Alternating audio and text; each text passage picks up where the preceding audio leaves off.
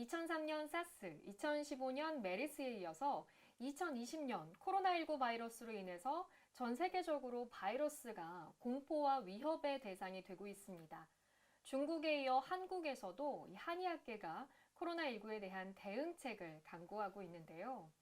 그래서 오늘은 대한동의방역학회 이원행 부회장님을 모시고 바이러스 유발 질환이란 무엇이고 코로나19 바이러스에 대한 한의학적 대응 방법은 무엇일지 함께 알아보겠습니다.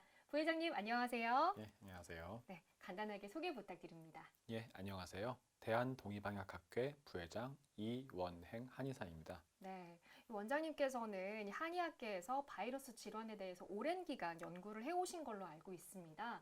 이 바이러스 질환에 대해서 어떻게 관심 가지게 되셨나요? 원래 한의학의 시작 자체가 감염병에 대한 임상 연구와 떼어놓을 수가 없습니다. 역사적으로 전염병은 항상 반복하여 창궐했었기 때문에 한의학에서는 이러한 연구를 할 수 있는 학문 체계로서 상한론 그리고 온병이라는 학문이 있습니다. 이쪽 연구를 하다 보니 자연스럽게 관심을 가지게 되었습니다. 네, 바이러스 질환이 최초가 아닙니다. 사스와 메르스에 이어 코로나19 바이러스까지. 이런 질환들의 차이점은 무엇이고 코로나19 바이러스의 특별한 구별법이 있을까요? 예, 사스, 메르스, 그리고 코로나19 바이러스는 모두 코로나 바이러스에 속합니다. 코로나 바이러스란 스파이크 단백질을 전자 현미경으로 보면 꼭 왕관처럼 보인다고 해서 붙여진 이름입니다. 이들은 모두 인수공통 감염 바이러스라고 해서 동물로부터 유래된 특성들을 가지고 있고요. 모두 호흡기 감염을 일으킵니다. 다만 유전자를 분석해 보면 코로나19는 2015년 우리나라에 유행했던 메르스보다는 2003년 중국에 유행했던 사스와 더 유사한 특성을 가지고 있는 것으로 알려져 있습니다. 코로나 바이러스는 표면에 스파이크 단백질이라는 인간 세포에 잘 달라붙도록 하는 구조를 가지고 있습니다.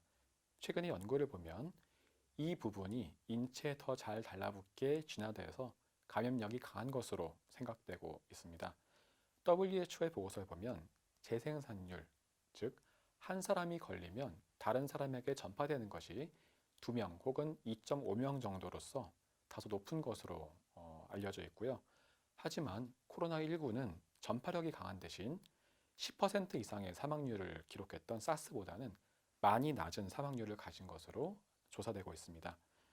2월 28일 WHO에서 나온 보고서를 보면 55,924명의 확진자 중 2,114명이 사망하여 일반 사망률 3.8%를 기록하였으나 우한 내에서의 5.8%의 사망률과는 달리 중국의 다른 지역에서는 0.7%의 사망률을 기록하고 있습니다. 중국은 1월 23일부터 바이러스가 시작된 우한 지역을 봉쇄했기 때문에 코로나19는 관리만 잘 해준다면 독감 수준의 사망률 정도에서 관리가 될 수 있는 질환이 아닐까 여겨지고 있습니다. 네. 이 다른 바이러스에 비해서 전염력은 높지만 또 치사율은 낮아서 이런 특징이 있다는 말씀해 주셨는데요. 특별히 코로나가 좀 위험한 환자들이 있을까요? 예, 확진자의 80% 정도가 경증에서 중증도이지만 중병 및 사망 위험이 가장 높은 이들은 60세 이상의 고령자들, 그리고 고혈압, 당뇨병, 심혈관 질환, 만성호흡기 질환 및 암과 같은 기저질환을 가지고 있는 환자들입니다. WHO 보고서에서 보면 80세 이상 사망률이 21.9% 정도로 나와 있습니다. 매우 높습니다. 그렇다면 누가 쉽게 악화되는지 중국 연구를 보면은 나오는데요. 호중구 임파고 비율을 들고 있습니다. 코로나19 감염 시 대체로 호중구 숫자는 크게 감소하지 않지만 임파구 숫자가 감소하는 것으로 알려져 있습니다. 다시 말하면 임파구 숫자가 크게 감소할수록 위중한 환자가 될 수 있는 확률이 올라간다는 것이죠. 여기에 대해서 중국의 보고서들을 보면 한의학적인 치료 개입을 통해 임파구 숫자를 회복하고 중증으로 진행되는 것을 어느 정도는 막을 수 있는 것으로 나타나고 있습니다. 네. 이 코로나19 바이러스의 증상들은 또 어떤 것들이 있을까요? 예, WHO 보고서에서 2020년 2월 20일까지 55,924명의 확진자를 대상으로 조사하여 전형적인 증상들을 발표하였는데요. 발열, 마른 기침, 피로, 객담, 호흡곤란, 인후통, 두통, 근육통, 오한 등의 순서로 되어 있습니다. 평균 잠복기는 5에서 6일이고 대략 2주 안에 발병합니다. 사실 근데 코로나 바이러스가 감기를 일으키는 바이러스이기 때문에 감기 증상과 구별하기가 상당히 좀 곤란한 부분이 있습니다. 이 간단한 감기 증상이 있더라도 좀 의심을 해보시고 진료를 좀 우선적으로 받으시면 좋겠다 이런 생각이 드는데요. 중국에서 시작돼서 현재 많은 환자와 사망자가 발생을 했습니다. 그래서 중국에서는 양의학과 함께 한의학을 병행해서 치료를 하고 있는데 현재 어떤 식으로 좀 중국이 대응을 하고 있을까요? 예, 중국에서는 코로나19 치료를 위해 모든 수단과 방법을 다 동원하고 있습니다. 흑묘백모론이라고 하죠. 검은 고양이든 흰 고양이든 쥐만 잘 잡으면 좋은 고양이다라는 것입니다.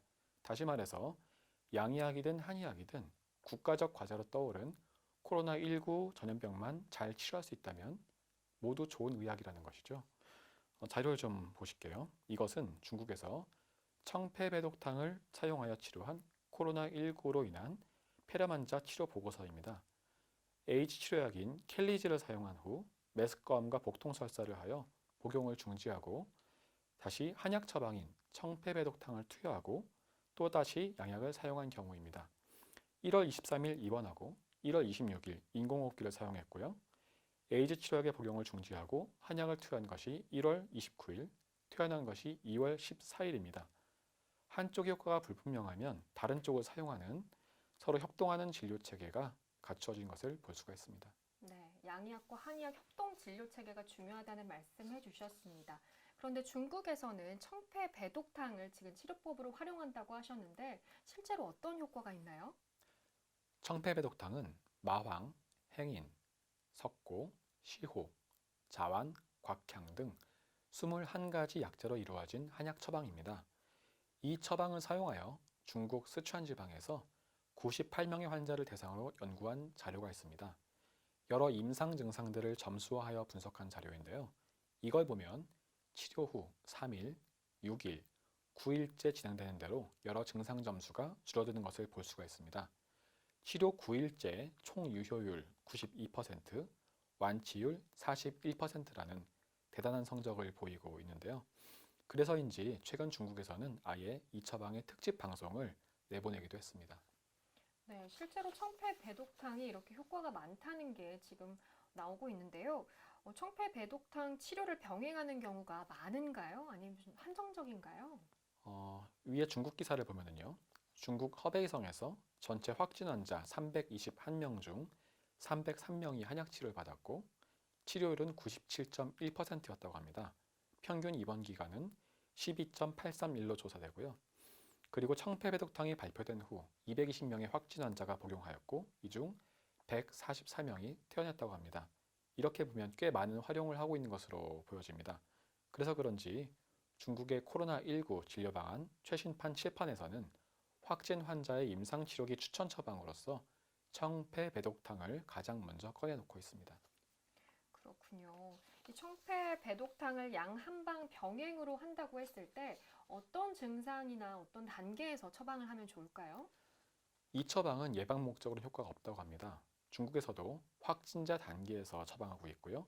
진료 방안을 보면 경증형, 보통형, 중증형 환자에게 폭넓게 적용할 수 있다고 하지만 대개 증상이 심하지 않은 확진 환자들에게 해열 목적으로 많이 활용한다고 합니다.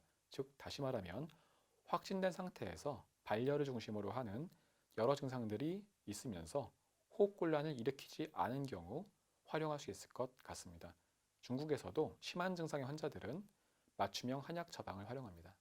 네, 청패배독탕은 경증 좀 확진자들에게 효과가 좋다라는 말씀해 주셨습니다. 청패배독탕을 사용하는 데 있어서 부작용이나 기타 좀 우한, 걱정거리가 좀 있을까요? 사실 그것이 가장 궁금했었습니다. 그래서 관련 논문이 나온 그 당일에 찾아서 분석해 보았는데요. 98례 환자 중 부작용 발생률이 0.07%로 나타났습니다. 부작용도 오심구토, 어지러움, 피부 발진 등 경미하게 나타났습니다. 다만 알레르기 체질, 임산부, 면역 기능 이상자 등은 배제한 연구 결과이기 때문에 위 환자들에 대해서는 주의하여서 사용해야 할 것으로 생각이 됩니다. 그리고 가장 중요한 것이 있어요. 뭐냐면 반드시 한약의 전문가인 한의사의 판단에 따라 사용해야 할 것, 이것이 제일 중요할 것 같습니다. 자, 그렇다면 청패배독탕을 코로나 환자들에게 빨리 투여를 해서 증상을 완화하는 게 필요하겠다는 생각이 듭니다. 현재 대구 코로나 환자들에게 청패배독탕을 투여하는 것을 대한한의사협회에서도 건의를 한 상황인데요. 한국에서도 이렇게 적용할 수 있는 방법이 있을까요? 재미있는 중국 동영상이 하나 있어요. 아예 체육관을 개조해서 만든 환자 수용시설에서 이 약을 대량으로 나눠주고 있는 것을 볼 수 있습니다.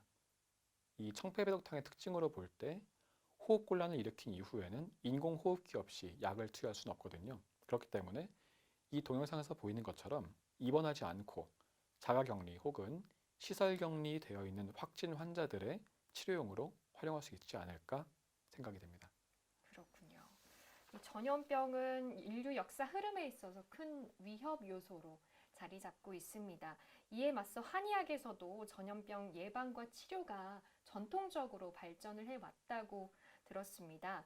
이 사스 때나 메르스 때도 한의학 치료를 병행했다고 하는데요. 어떤 치료를 했는지 소개 좀 해주시죠. 한약이 사스를 예방하는 효과에 대해서는 많은 연구가 있습니다. 그런데 사스와 코로나19가 친척이긴 하지만 좀 다른 녀석이기 때문에 사스에 효과적이었다고 코로나19에까지 효과가 있을 거라는 보장은 없거든요.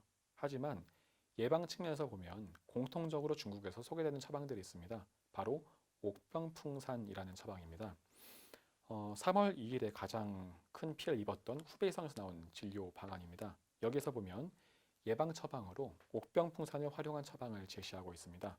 옥병풍산은 황기, 백줄, 방풍이라는 한약재를 활용한 처방으로서 한약 중에서는 에너지를 올려주는 보기제에 속하는 처방입니다. 그런데 굳이 이 처방이 아니더라도 우리나라에서는 한약의 전문가인 한의사들이 있기 때문에 증상과 체질에 맞게끔 한의원에서 처방받으시면 좋을 것 같습니다. 네. 어떤 바이러스 질환이라도 증상과 체질에 맞게 한의학 전문가에게 처방받는 것이 중요하다고 말씀해 주셨습니다. 네, 오늘은 우리 이원행 부회장님을 모시고 바이러스 유발 질환은 어떤 것들이 있고 코로나19 바이러스에 대한 한의학적 대응 방법에 대해서 함께 알아봤습니다. 원장님 오늘 좋은 말씀 고맙습니다. 예, 감사합니다.